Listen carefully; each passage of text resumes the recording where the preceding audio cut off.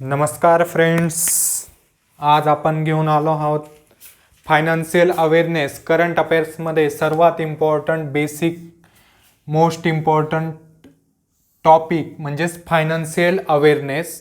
तर सर्वच एक्झामला financial awareness, सर्वच बँकिंग असू द्या, MPSC असू द्या, UPSC असू द्या, कुठल्या पण एक्झामला करंट अफेअर्स सर्वात मोस्ट इम्पॉर्टंट असतं आणि त्याच्यात सर्वच एक्झामला हा टॉपिक इम्पॉर्टंट आहे.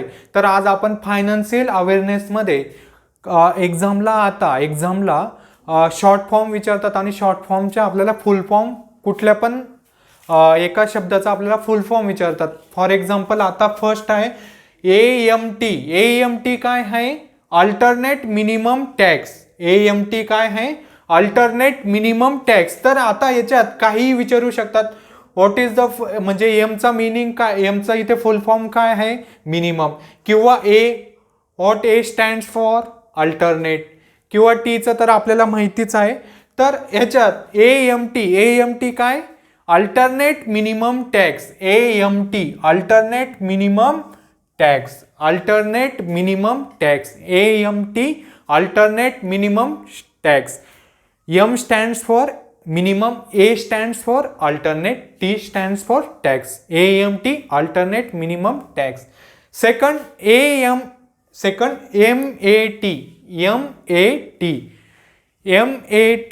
minimum alternate tax. Minimum alternate tax. What M stands for? Minimum. A stands for alternate, T stands for tax. MAT minimum alternate tax. Minimum alternate tax. Third one, TDS, most important.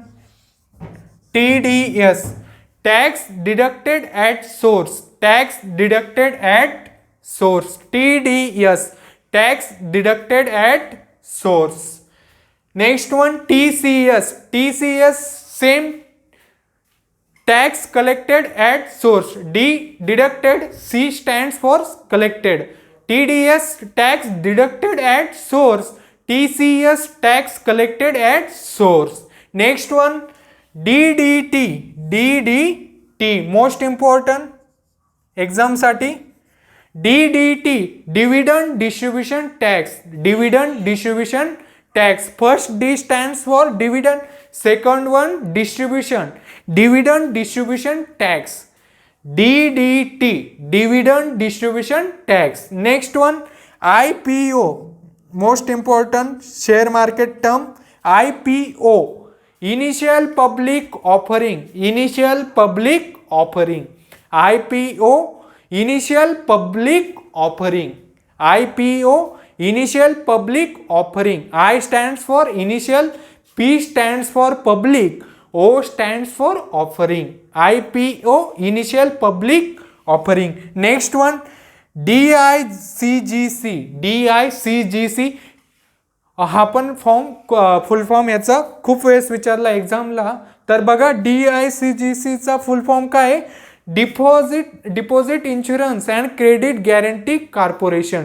Deposit insurance and credit guarantee corporation. D stands for deposit, I stands for insurance, C stands for first. आता 3 C आहेत, sorry, first आणि last one C. First C credit and last one corporation. Credit guarantee corporation. DICGC, deposit insurance and credit guarantee corporation. Next one, NRA. Next one, NRA, national recruitment agency. NRA, national recruitment agency. Recruitment related term है national recruitment agency. Next one, CDRI, खूप वेळेस विचारलाय हा आपण. CDRI, most important. CDRI, coalition for disaster resilient infrastructure. Coalition for disaster resilient infrastructure. D stands for disaster, R stands for resilient and I stands for infrastructure. CDRI, coalition for disaster resilient infrastructure. Next one, FTTH, new term आहे FTTH. पण विचारू शकतात आता येणाऱ्या एक्झामला बँकिंगच्या. Fibre to the home, FTTH, fibre to the home, FTTH, fibre to the home. Next one GEM विचारतात, खूप वेळेस विचारलंय. GEM government e market place. E stands for GEM government e market place. Next one निर्विक. आता ही निर्विक योजना scheme आहेत. काय आहे निर्विक, PMJAY, PMMY.